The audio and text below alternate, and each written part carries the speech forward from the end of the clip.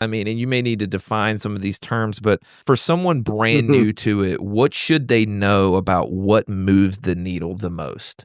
That is a fantastic question. I would say I've learned and know enough and experienced. Yes, copywriting does make a difference because if you are in a competitive industry where you have multiple competitors running ads, if your copy is catchier, punchier, it stands out, you're going to catch people's attention, especially if you're running within Google, there's different types of campaign. So you can run a campaign that you can put a video on and you can put photos and graphics on. So those things do matter, maybe not as much as they do on like Meta or TikTok. I think what people don't understand is you got to play the long game.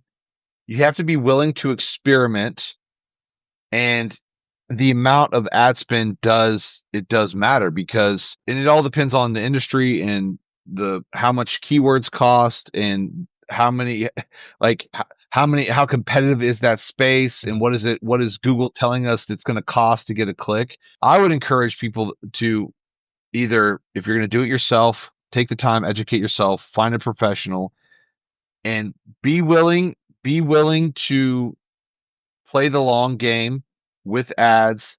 And you're not right away going to see, it may take you 3 or 4 or 5 months to see a return on your investment. Mhm. um, but look at the facts. If in most business industries it's normal to spend 5 to 10% of your budget, but I promise you, if you look in your industry, the most successful companies or businesses, they are spending money somewhere. And so you gotta, it's a long game type thing. So if you're gonna jump in, man, give it a year.